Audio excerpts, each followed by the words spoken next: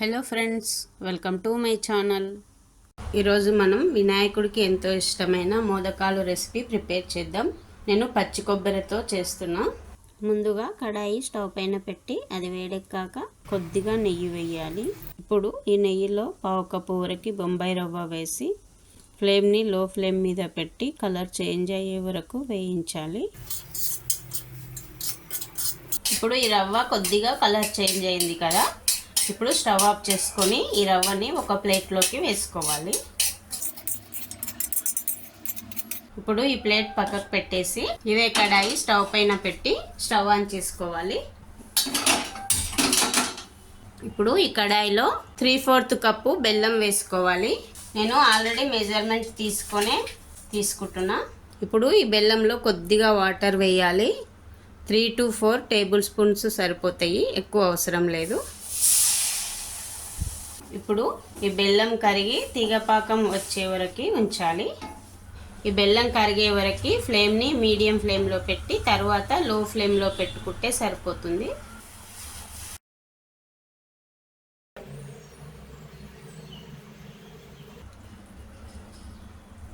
ఇప్పుడు పాకం రెడీ అయింది. ఇప్పుడు మనం తురిమి పెట్టిన పచ్చి కొబ్బరి ఉంది కదా, అది వేయాలి. నేను 1 కప్పు వరకు తీసుకుంటున్నా పచ్చి కొబ్బరి తురుము. ఇప్పుడు ఈ మిశ్రమాన్ని 6 to 8 minutes ఉడికించాలి. లో ఫ్లేమ్ మీద పెట్టి అడుగంటకుండా మధ్య మధ్యలో కలుపుతూ ఉండాలి. పావు టీ స్పూన్ వరకు ఇలాచీ పౌడర్ వేయండి. ఇప్పుడే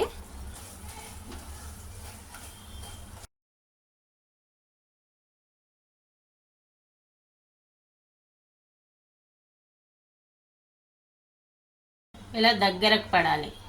ఇప్పుడు ఇందులో మనం వేయించి పెట్టిన రవ్వ ఉంది కదా, అది వేసి 2 minutes ఉడకనివ్వాలి. అడుగంటని వద్దు, అడుగంటకుండా కలుపుతూ ఉండాలి. ఇప్పుడు మనం రవ్వ వేసి 2 minutes అవుతుంది. స్టవ్ ఆఫ్ చేసేయాలి. ఇప్పుడు ఈ మిశ్రమాన్ని కొద్దిగా చల్లారనివ్వాలి. కంప్లీట్గా చల్లారితే ఇలా దగ్గరకు పడుతుంది. ఇప్పుడు దీనిని ఒక ప్లేట్లోకి ట్రాన్స్ఫర్ చేసుకొని మోదకాలను ప్రిపేర్ చేద్దాం. ఇప్పుడు ఒక మోదకాల మోల్డ్ తీసుకోవాలి. ఇప్పుడు దీనికి కొద్దిగా ఆయిల్ కానీ నెయ్యి కానీ గ్రీస్ చేయాలి. కొద్దిగా ఈ మిశ్రమాన్ని తీసుకొని ఈ మోల్డ్లో ఇలా పెట్టాలి ఓపెన్ చేసిన తర్వాత.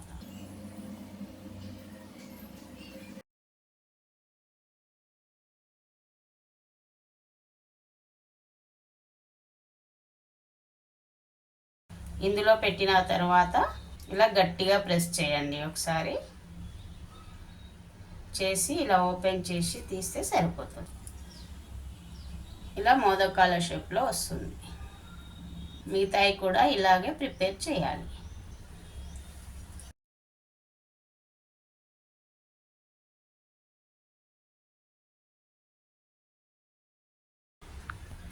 వినాయకుడికి ఎంతో ఇష్టమైన మోదకాలు రెడీ అయినాయి. ఇప్పుడు వీటిని ఏదైనా మనకి ఇష్టమైన డ్రై ఫ్రూట్స్ ఇలా సన్నగా కట్ చేసి వీటిపైన వేసుకుంటే చూడడానికి మంచిగా అనిపిస్తుంది.